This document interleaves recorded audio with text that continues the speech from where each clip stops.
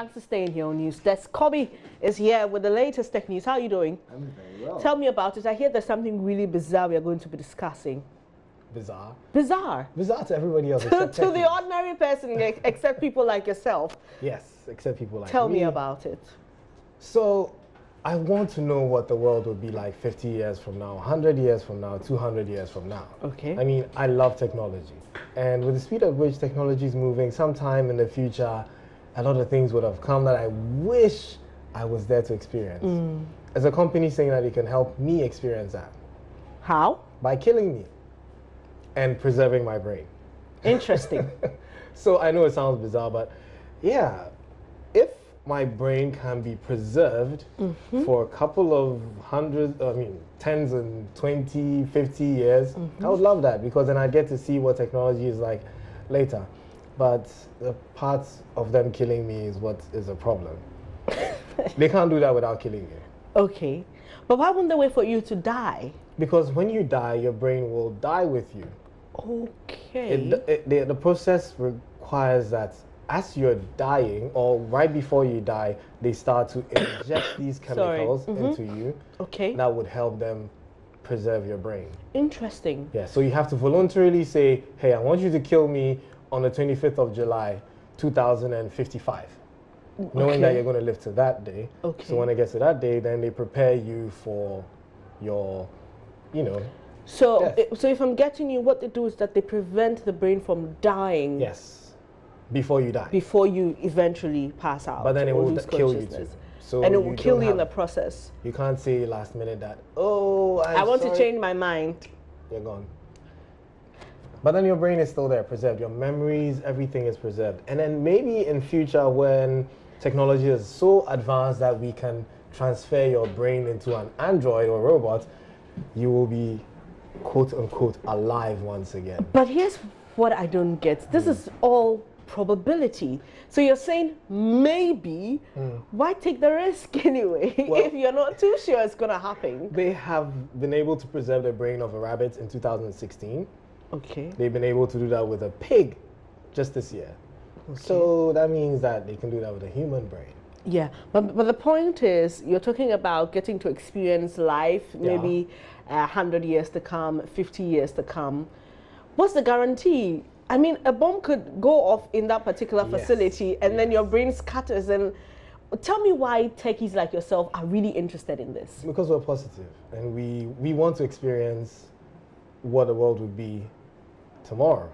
So let's say I'm terminally ill, and I have a deadline to live, say like Steve Jobs when he was ill. If this technology was available, I'm sure Steve Jobs would have paid to have his brain preserved. Now that's another thing. Yeah.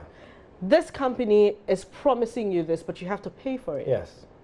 And there's a queue. People have paid. I mean, the company that is funding them, Y Combinator, the president of the company is already paid, and he's in queue, waiting for the time when he will be killed. Tell me how much it costs to $25,000. $25,000. So I pay $25,000 to have my brain preserved, so that in future, when we can merge humans and robots together, I can have my brain in a robot, and then, as Kobe puts it, I could be alive. If you don't love technology, you definitely wouldn't do Even this. if you are not alive, your memories would be. So imagine your kids could go and watch how you grew up, because they've digitized their memories. So then they can go and watch, oh, this is how mommy grew up. Aww. Anyway, you've got to be a tech person to want to do this. But let's move on. We've got some other tech news. Yes. So, food, water, shelter. These are the basic human needs. And in countries like Ghana and Africa and India and some of the third world countries, shelter is one of the main problems. And there's a company that is saying that we're going to 3D build houses. They've already started. Wow.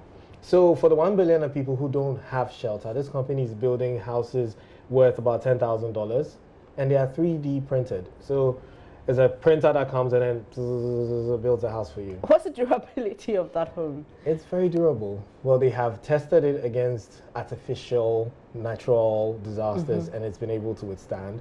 But for about $10,000, that is something that's quite affordable, and it looks comfortable. 3D homes. Yeah, 3D homes. We have 3D cars. Yes, 3D we have everything. 3D. You know, it started with 3D printers, you know, printing maybe some little things, Yeah, images, so like a button for like a your button shirt. or a toy or, And you now know, you've taken it and blown it up like big. a house. The house. So it goes around laying the concrete like that. You know, just pouring the concrete and then it settles.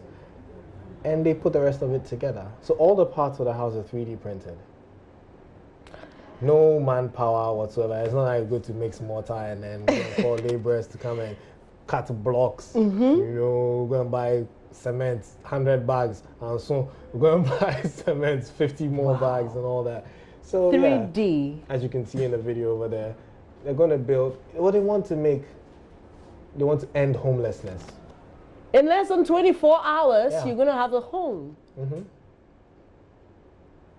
So I want a house like that. I also want a house like It's that. cute. At least that I'm willing to try, not to pay $25,000. So that's the beauty of technology. Everything is going to be possible very soon. And I want to be alive-ish in 100 years to experience all this. Wow. And you're saying it's less expensive Yeah. than the normal traditional way of building homes. Yeah. Because as you can see, so that's a 3D printer. So it continues to lay the concrete and it sets. And in less than 24 hours, you have a house. Whew. Wow. Yeah. I think a minister in charge of works and housing should see this. Yeah. You know, you're still, talking about building affordable homes, and if this is affordable, why not give it a try or even consider it? This is lovely, Kobe. Yeah. This I will try. So moving on. You know, some time ago there was a flaw found in the Intel and AMD chips, Spectre and Meltdown, and this was unforeseen. The whole tech industry was going crazy. Like, how couldn't we have seen this? So Microsoft says we're offering $250,000 bounty to anyone who can discover bugs like Spectre and Meltdown. Okay. To help them prevent it, because they don't want something like that happening again. Because unfortunately, when these bugs, when these vulnerabilities came out, and the fixes that were released for it, unfortunately, it was slowing down computers. So if you don't have a computer that's very powerful, you're going to be losing power again. And people weren't very happy with that. So Microsoft says, if you find any of these flaws, hit us up, and if it's worthy, we give you $250,000. Kobe, are you interested? Why wouldn't I be? $250,000. I can build a 3D printed house for $10,000 and I have $240,000 left to spend. Please, let's try and find something for Microsoft, We will. so that we can Get $250,000. $250,000. yeah, that's a Let's lot. find 4. So we get $1 million. Now talking about Microsoft, you know about that Ghanaian teacher who Yes. drew the Microsoft Word I interface. was impressed. You know, a lot of companies have come to his aid. Microsoft has here in Ghana, NIIT has, some other companies called that they were willing to help. I don't know how far they've gone with that yet.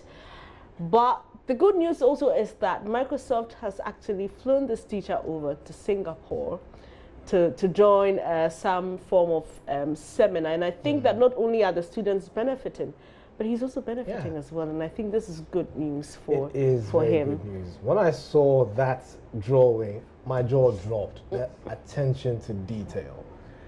I mean, if I was in that class and I didn't know what Microsoft Word looked like, I would know right after looking at that. And he got a computer. Oh, I've seen this before. Exactly. I was really, really and impressed. you know, talking about attention to detail and the fact that he takes extra effort to use colored chalk to try and differentiate the icons and all the elements. And trust me, someone who visited his school tells me that he can do this in under 10 minutes. He's so used to drawing it that in some schools they keep it on the board for so long, but he can just do it quickly, wipe it off, and move on to the next subject. He's a genius. He is. We wish him all the best. Yeah. Great teachers you have out there. Thank you so much, Kobe, for bringing us today's edition of the Tech News. It's now time for business news. Emmanuel Abuache is standing by.